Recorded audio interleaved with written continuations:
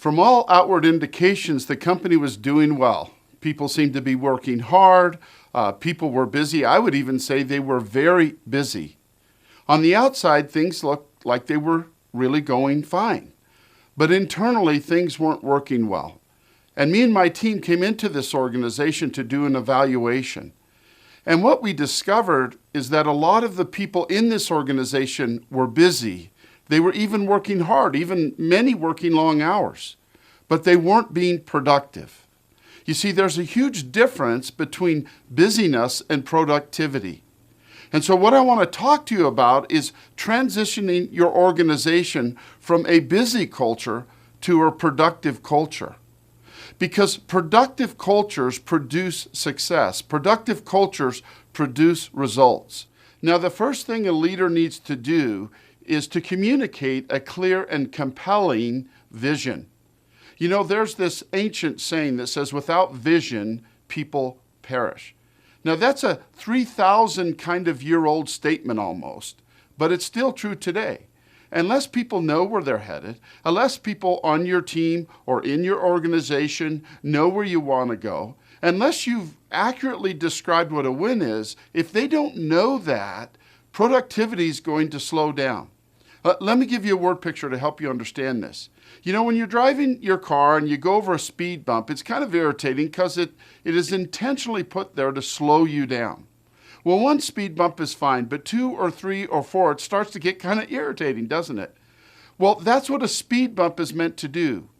But you see, when there's not a clear and compelling vision, it's like a speed bump for a team or an organization or a company. It begins to slow productivity down. And so here's how you know if you have a clear and compelling vision. You need to ask people on your team. You need to ask people to recite your vision statement. And if they cannot do it in a clear and compelling way, chances are that your organization's productivity is going to slow way, way down. So the first role of a leader, maybe even the most important role of a leader, is to make sure he or she communicates a clear and compelling vision. Now, the second thing that a leader needs to do to ensure productivity is leaders must give detailed expectations. I mean, that's the role of the leader. The leader has to say what needs to be done and how it needs to be done.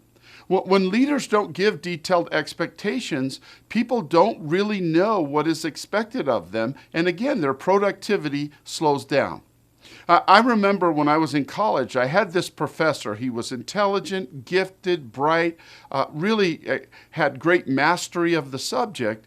But my friends who had already taken this professor told me, he said, his tests are a real bear.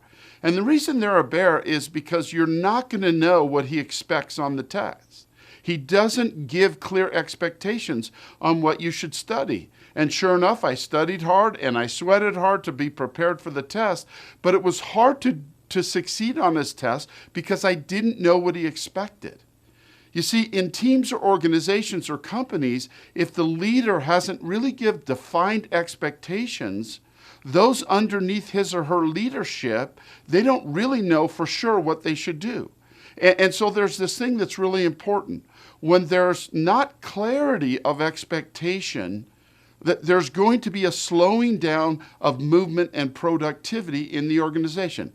You see, it's absolutely fair for someone on your team to say, just tell me what you expect. Just tell me what you want me to do. Because if we don't, it is going to hurt them. It's going to hurt them in what's required. There's going to be an unsureness in them, an unsettledness in them, and their productivity is going to go down.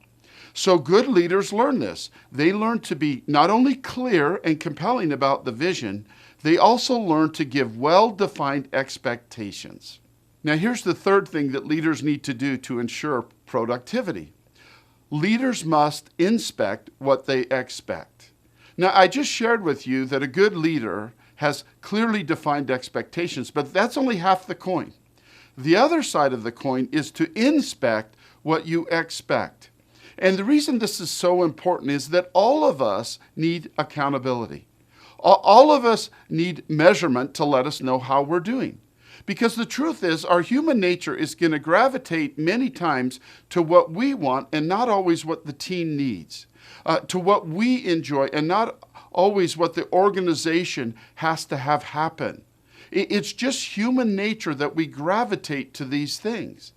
And so inside a productive organization, inside a productive team, people not only know what's inspected, but there is a process for feedback.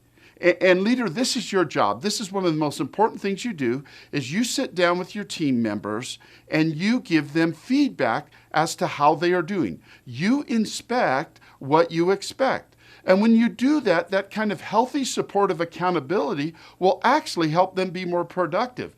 And here's what's true about everyone. When we're more productive, we're more successful. So when we're more productive, we're more successful, and we feel better about not only ourselves, but the organization or the team we're with. So one of the best ways to ensure greater productivity is to inspect what you expect.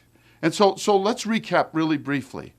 If you want to move your team, your organization, your company, whatever system you're in to greater productivity, the first thing you got to do is have a clear and compelling vision. The second thing you have to do is you have to have well-defined expectations, and then you follow those up, that you're going to inspect what you expect. And if you will do those three things, your productivity is going to go way up. The success of your team or organization is going to go way up.